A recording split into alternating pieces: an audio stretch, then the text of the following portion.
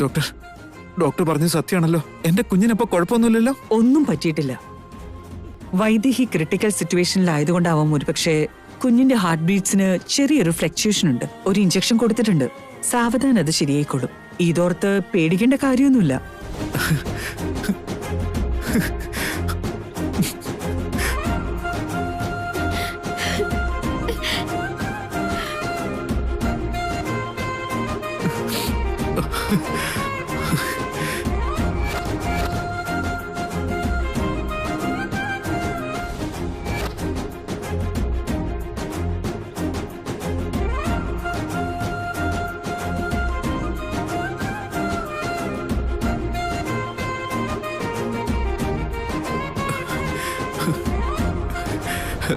Thanks doctor. Thank you so much. Thank you very very much.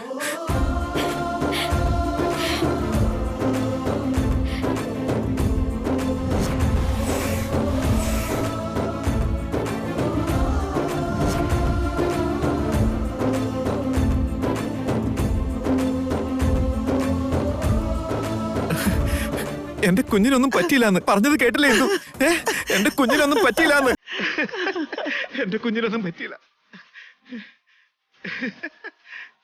എന്റെ കുഞ്ഞിനൊന്നും പറ്റിയില്ല. എന്റെ കുഞ്ഞിനൊന്നും പറ്റിയില്ല.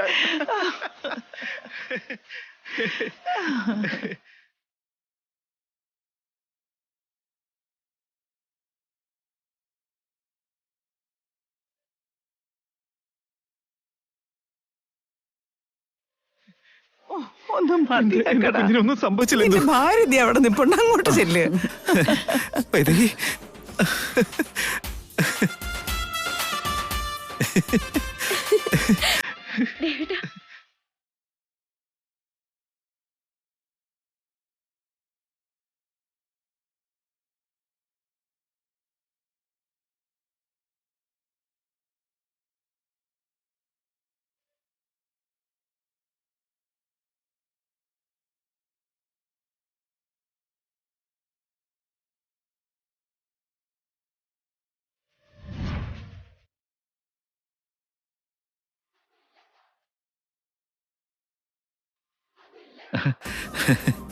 മരുന്ന് കൊടുക്കാൻ മാത്രം മറക്കരുത് കേട്ടല്ലോ.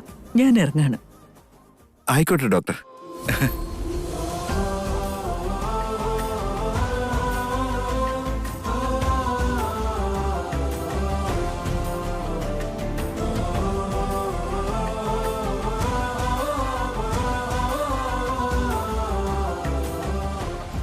എത്ര നോക്കിയിട്ടും കുഞ്ഞിന്റെ നാടിയിടിപ്പ് അങ്ങോട്ട് കിട്ടുന്നില്ല.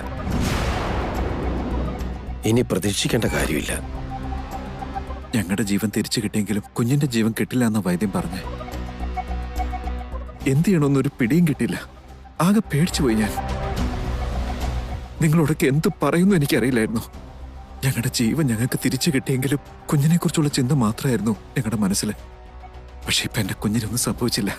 വൈദേഹി, നമ്മുടെ കുഞ്ഞിനൊന്നും സംഭവിച്ചിട്ടില്ല എന്ന്. അമ്മ, ഞങ്ങളുടെ കുഞ്ഞിനെ തിരിച്ചു കിട്ടി. I M so happy. I M so happy. I M so happy.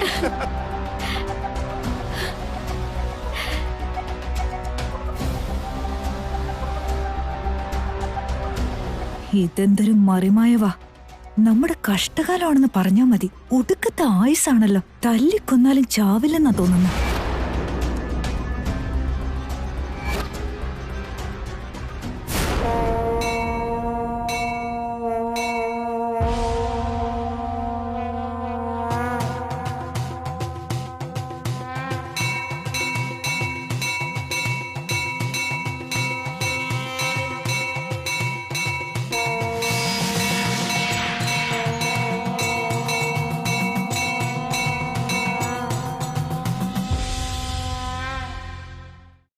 Hara Hara Mahadeva ശംഭോ ശങ്കര.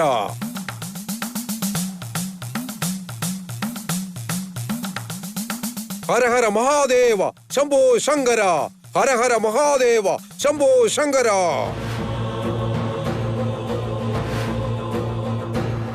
എന്നോ ആരോ ചെയ്ത പാപത്തിന്റെ പേരിൽ എന്റെ കുഞ്ഞിനെ ശിക്ഷിക്കുന്നത് എന്തിനാണ് ദൈവമേ? ആഭരണങ്ങൾ കൈവിട്ടു പോയത് ഞങ്ങളുടെ കുറ്റമാണോ? അതിന്റെ പേരിൽ എന്തിനാ ഇനിയും ഈ ലോകത്തേക്ക് പോലും വരാത്ത പാവം കുഞ്ഞിനെ ബലിയാക്കുന്നേ? ഇതെന്ത് ന്യായമാ മഹാദേവ? എന്ത് തെറ്റ് ചെയ്തതിന്റെ പേരില ഞങ്ങളുടെ കുഞ്ഞു ഈ ശിക്ഷ അനുഭവിക്കുന്നേ? അത് ഞങ്ങളുടെ സന്തതിയായി ജനിക്കാൻ പോകുന്നതാണോ തെറ്റ്? അങ്ങനെയാണെങ്കിൽ ഞങ്ങളുടെ ജീവൻ എടുത്തിട്ട് ഞങ്ങളുടെ കുഞ്ഞിനെ ജീവിക്കാൻ അനുവദിക്കണം. ഇങ്ങനെ ഓരോ ക്ഷണവും കുഞ്ഞിന് എന്തെങ്കിലും പറ്റൂ എന്നുള്ള പേടോട് കൂടി ജീവിക്കാൻ പറ്റുന്നില്ല ദൈവേ. ഈ നരകം നീ ഞങ്ങൾക്ക് സമ്മാനിക്കരുത്. നീ ക്ഷിപ്രപ്രസന്നനാണെന്ന് കേട്ടിട്ടുണ്ട്. ചോദിക്കുന്നത് എന്തും നൽകുന്നവനാണെന്നും കേട്ടിട്ടുണ്ട്. പിന്നെന്തിനാ ഞങ്ങളുടെ പ്രാർത്ഥന കേൾക്കാതെ കുഞ്ഞിനോട് ഇങ്ങനെ കാണിക്കുന്നേ? ഈ ലോകം കാണുന്നതിന് മുമ്പേ എന്തിനാ ആ കുഞ്ഞിനെ ഇങ്ങനെ പരീക്ഷിക്കുന്നേ? അല്പം കാരുണ്യം കാണിക്കണം സ്വാമി. ഹര ഹര മഹാദേവ ശംഭോ ശങ്കര. ഹര ഹര മഹാദേവ ശംഭോ ശങ്കര. ഹര ഹര മഹാദേവ ശംഭോ ശങ്കര. സ്വാമി വരൂ സ്വാമി. നടന്ന സംഭവങ്ങളെല്ലാം അങ്ങ് അറിഞ്ഞിട്ടുണ്ടാവും. മഹാദേവനോട് പറ സ്വാമി, ഞങ്ങളുടെ കുഞ്ഞിനെ ശിക്ഷിക്കരുതെന്ന് പറയൂ. ആദ്യ ദമ്പതികളല്ലേ അവര്. എന്നിട്ട് ഈ ദമ്പതികളുടെ അവസ്ഥ മനസ്സിലാക്കാത്തത് എന്തുകൊണ്ടാ?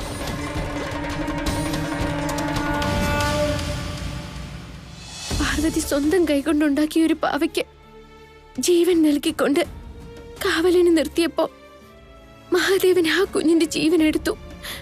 അപ്പൊ ആ പാർവതി ദേവി എത്രമാത്രം വിഷമിച്ചിട്ടുണ്ടാവും. കുഞ്ഞിന്റെ ജീവൻ തിരിച്ചു കിട്ടുന്നത് വരെ ഭർത്താവിന്റെ മുഖത്തേക്ക് പോലും അവൾ നോക്കിയിട്ടില്ല.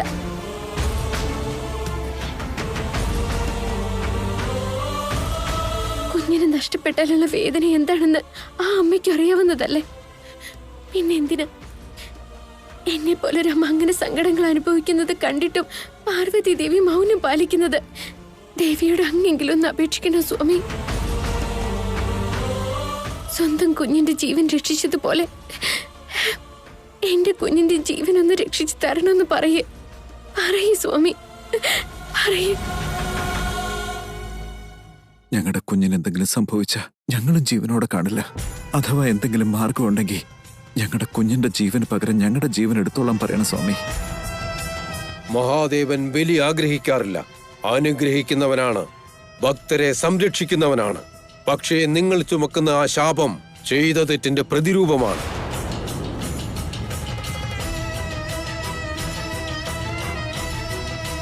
ഞാൻ അന്നേ പറഞ്ഞിരുന്നു, ശിവപാർവതിമാരുടെ അലങ്കാരം നടന്നാലേ ശാപവിമോചനം കിട്ടൂ എന്ന്.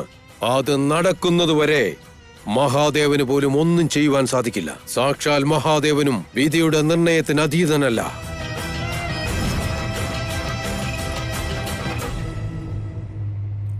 അതുകൊണ്ട് ശാപം കിട്ടി ഈ കുഞ്ഞിനെ മഹാദേവന് അനുഗ്രഹിക്കുവാനാവില്ല. അപ്പൊ എന്റെ കുഞ്ഞ് ഓരോ ക്ഷണവും ഈ ഭൂമിയിൽ അപകടങ്ങളെ തരണം ചെയ്യേണ്ടി വരുമെന്നാണോ? ഈ കുഞ്ഞ് മഹാദേവന്റെ വരം അല്ലെന്നാണോ? വരം തന്നെയാണ്, പക്ഷേ ശാപം ശാപം തന്നെയാണ്.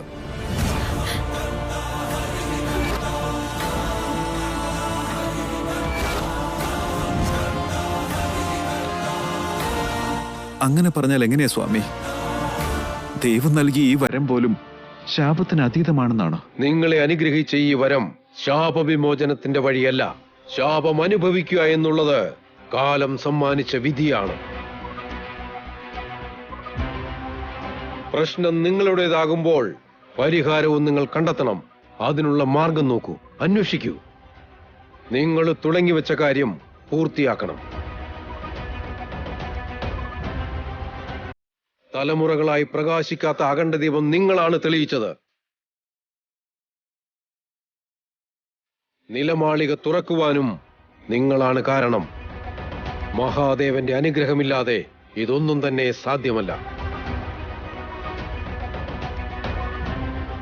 ഭക്തിപുരസരം മുൻപോട്ടു പോകുവിൻ. പ്രശ്നങ്ങൾക്കുള്ള പരിഹാരവും ലഭിക്കും. ഒരേ ഒരു മാർഗമേ ഉള്ളൂ. ശിവപാർവതിമാരുടെ ആഭരണങ്ങൾ തിരികെ എത്തിക്കണം. മറ്റൊരു പരിഹാരവും ഇതിനില്ല. ഹര ഹര മഹാദേവ ശംഭോ ശങ്കര. ഹര ഹര മഹാദേവ ശംഭോ ശങ്കര.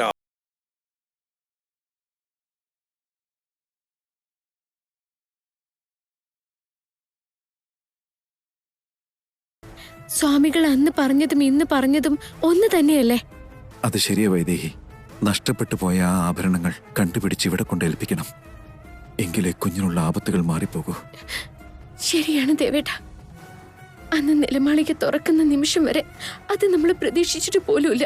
അതിലെന്താണെന്ന് പോലും അറിയില്ലായിരുന്നു. അങ്ങനെയുള്ളപ്പോ അത് മറ്റൊരാൾ എടുത്തോണ്ട് പോകാൻ സാധ്യതയില്ലല്ലോ ദേവേട്ട. അങ്ങനെ സംഭവിച്ചല്ലോ വൈദേഹി.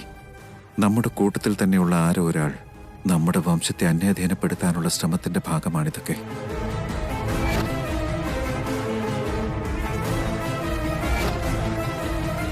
ഇത് നമ്മൾ എങ്ങനെയൊന്ന് കണ്ടുപിടിച്ചാലേ നമ്മുടെ കുഞ്ഞിന് നിലനിൽപ്പുള്ളൂ. കണ്ടുപിടിക്കണോ എനിക്ക്? ആ കള്ളനെ കണ്ടുപിടിച്ചേ മതിയാകൂ. എങ്കിലേ നമ്മുടെ കുഞ്ഞിനെ രക്ഷിക്കാനാകൂ.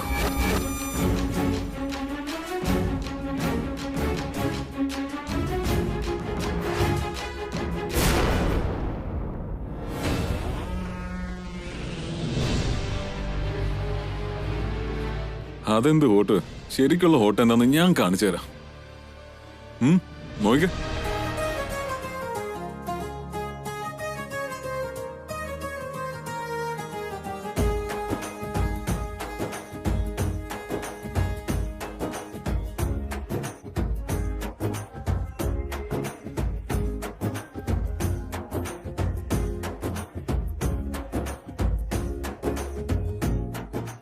ഹേയ്, എന്താ ബ്രോ, ഇയാൾക്ക് ഇതൊന്നും ഇഷ്ടമല്ല എന്ന് പറഞ്ഞ് മറ്റാരും ഇത് കാണരുതെന്ന് വെച്ചാ എങ്ങനെയാ?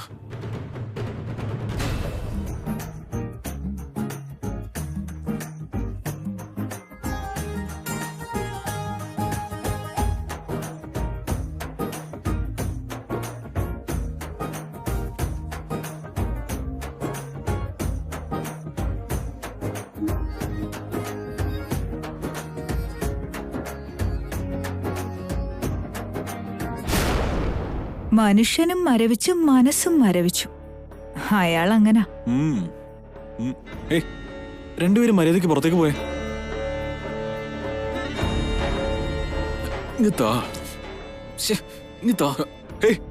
വരുൺ നിക്ക്.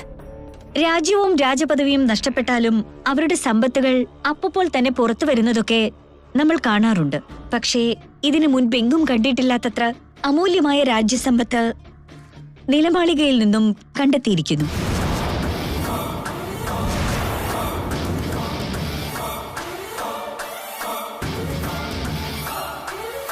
കോടാനുകോടി വിലപിടിപ്പുള്ള സമ്പത്തുകളൊക്കെ ദശരഥ രാമവർമ്മയ്ക്ക് പരമ്പരാഗതമായി കിട്ടിയ പൈതൃക സമ്പത്താണെന്ന് തെളിഞ്ഞിരിക്കുകയാണ്.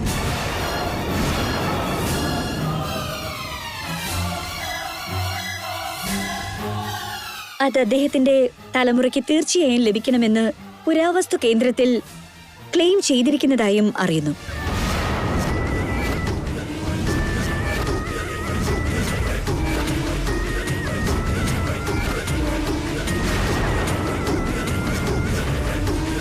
ഈ സമ്പത്ത് കിട്ടിയാൽ ദശരഥ രാമവർമ്മ ഈ സംസ്ഥാനത്തെ തന്നെ അതിസമ്പന്നരിൽ ഒരാളായി മാറുന്നതാണ്.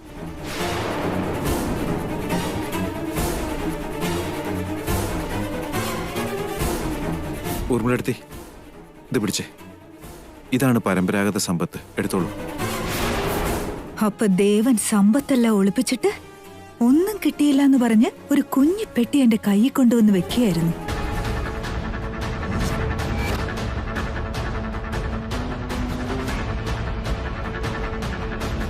എന്താ ദാസായി കേൾക്കുന്നേ? കോടാനുകോടി പൈതൃക സമ്പത്തെന്ന് പറഞ്ഞ കിട്ടിയത് ഭഗവാന്റെ ആഭരണങ്ങളല്ലേ? വൈദേഹിയും ദേവനും അത് മാത്രമല്ലേ കൊണ്ടുവന്നുള്ളൂ. പിന്നെ പൈതൃകമായി കോടാനുകോടി സമ്പത്തെന്നൊക്കെ പറയുന്നത്? അതാ ഇപ്പൊ എനിക്ക് മനസ്സിലാവാത്തത്. എന്നുവെച്ചാ അച്ഛനൊന്നും അറിയില്ല എന്നാണോ? ലഭിക്കാത്ത കാര്യത്തെക്കുറിച്ച് ആർക്കെന്തറിയാനാ മോളെ? അല്ല, ഇവർക്ക് ഇങ്ങനെയൊരു വാർത്ത ഇപ്പോൾ എവിടെ നിന്ന് കിട്ടിയതാ? ഇല്ലാത്തതുണ്ടെന്ന് പറഞ്ഞ ആളുകളെ കബളിപ്പിക്കുന്ന ആൾക്കാരാ. ഒന്നുമില്ലാതെയാണോ അച്ഛ TV ന്യൂസിൽ ഇങ്ങനെയൊക്കെ പറയുന്നത്? കിട്ടിയിട്ടുണ്ട്. അത് അച്ഛന്റെ ഇളയ മോൻ ഇരിച്ചെവി അറിയാതെ എവിടെയോ കൊണ്ടൊളിപ്പിച്ചിട്ടുണ്ട്. അല്ലല്ലല്ലല്ലല്ല, അടിച്ചു മാറ്റിയതാണ്. ഊർമിളേ, നീ വായടയ്ക്കുന്നുണ്ടോ? പിന്നല്ലാണ്ട് എന്താ അമ്മേ? അതിലെന്താ ഒരു തെറ്റ്?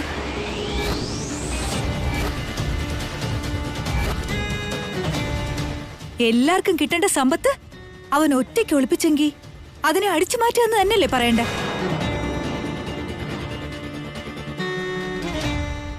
ഈ സമ്പത്തിനെ കുറിച്ച് അന്നൊരിക്കൽ ഞാൻ ചോദിച്ചപ്പോ ഒന്നും കിട്ടിയില്ലെന്ന് പറഞ്ഞ് ഒരു ചെറിയ ഒഴിഞ്ഞ പെട്ടി അവൻ എന്റെ കയ്യിൽ കൊണ്ടുവച്ചത്.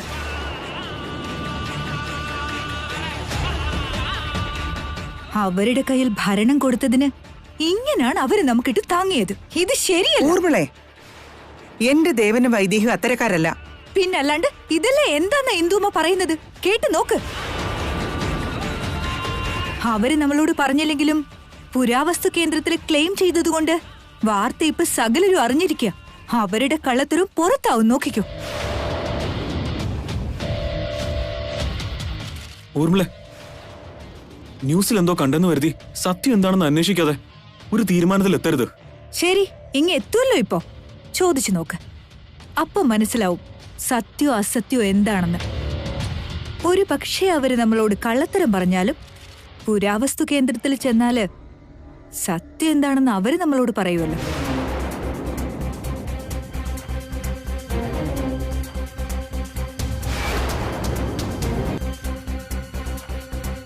വൈദേഹിയാണെന്ന് തെളിയിക്കാമെങ്കിൽ സമ്പത്ത് മുഴുവൻ എന്റെ കയ്യിൽ ഏൽപ്പിക്കാമെന്ന് പറഞ്ഞവനാ ഇപ്പൊ ആ സമ്പത്ത് മുഴുവൻ അടിച്ചു മാറ്റിയിരിക്കുന്ന. വരട്ടെ അവനൊരു പണി ഞാനും കൊടുത്തോളാം.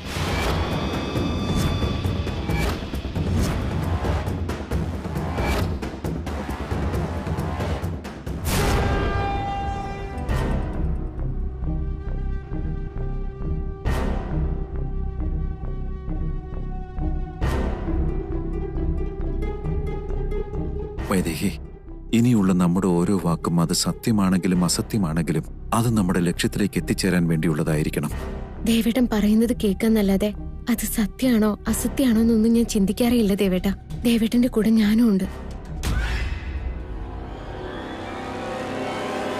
ദേ വരുന്നു മഹാനും മഹതി.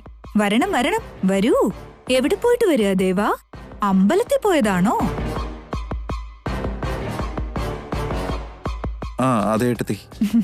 അമ്പലത്തിൽ നല്ലോണം പ്രാർത്ഥിച്ചിട്ടാണോ പോകുന്നത്? അതോ ഇനി അടിച്ചു മാറ്റിയ സമ്പത്തൊക്കെ സുരക്ഷിതമായ സ്ഥലത്ത് തന്നെ ഉണ്ടോന്ന് നോക്കിയിട്ടാണോ വരുന്നത്?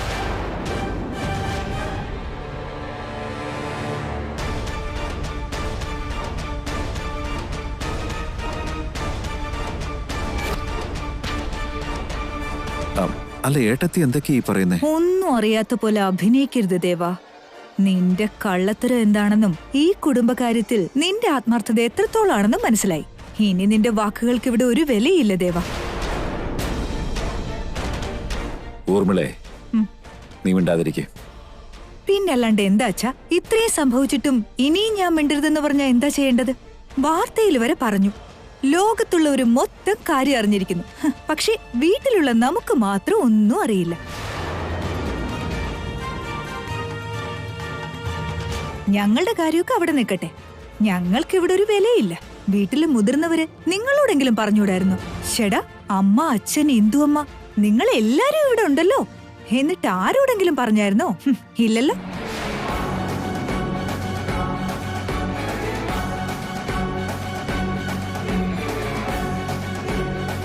അതെന്തിനു പറയണം?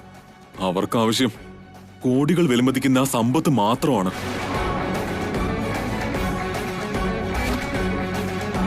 വല്യച്ഛനെയോ വല്യമ്മയോ ആരെയും അവർക്ക് വേണ്ട. ആരോടെങ്കിലും പറഞ്ഞ അവർക്കും പങ്കു കൊടുക്കേണ്ടി വരില്ലേ? മിണ്ടാതിരിക്കടാ. മനുഷ്യനെ മാറ്റി നിർത്തി സമ്പത്തിന് വില കൽപ്പിക്കാൻ അവിടെ നിൽക്കുന്നത് മറ്റാരുമല്ല, എന്റെ പൊന്നുമോൻ ദേവനാ.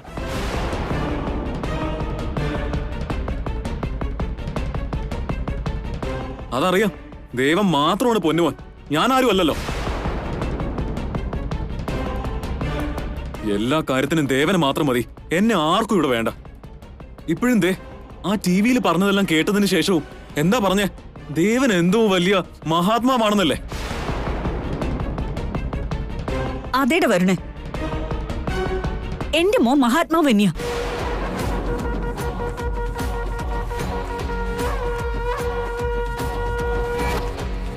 ടിവിക്കാർക്ക് എന്ത് കിട്ടിയാലും അവരത് ന്യൂസ് ആക്കുമെന്ന് എനിക്കറിയാം. പക്ഷെ എന്റെ കുഞ്ഞിനെ ഞാൻ അവിശ്വസിക്കില്ല. ഞാനാണ് അവനെ വളർത്തി വലുതാക്കിയത്.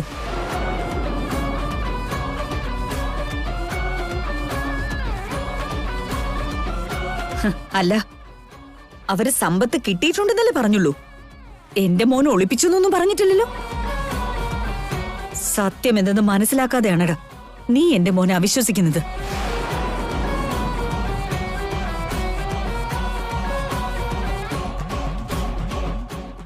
നിലമാളികയിലേക്ക് കയറിയത് ദേവനും വൈദേഹിയും മാത്രമാണല്ലോ. അപ്പൊ അവർക്കല്ലാതെ ആ സമ്പത്തിനെ കുറിച്ച് മറ്റാർക്കാണ് അറിയുക?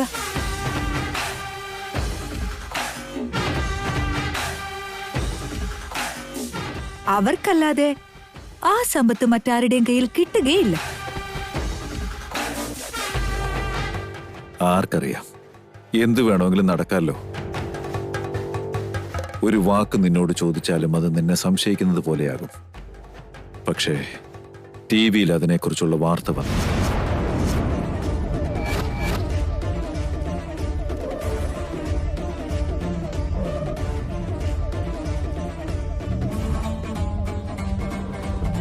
ടിവിയിൽ ഇങ്ങനൊരു വാർത്ത വന്നില്ലായിരുന്നെങ്കിൽ എന്തെങ്കിലുമൊക്കെ പറഞ്ഞ് നിനക്ക് തടി തപ്പായിരുന്നു. ഇപ്പൊ ആ മാർഗവും അടഞ്ഞിരിക്കുക. കാരണം ദേവനൊന്നും അറിയില്ല എന്ന് പറഞ്ഞാലും പുരാവസ്തു കേന്ദ്രത്തിൽ ചോദിച്ചാൽ സത്യം പുറത്തു വരുമല്ലോ.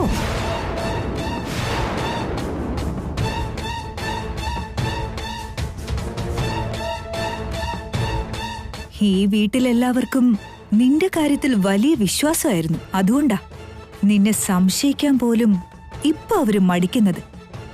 എന്നാലും ഇപ്പൊ നീ സത്യം പറഞ്ഞേ പറ്റൂ.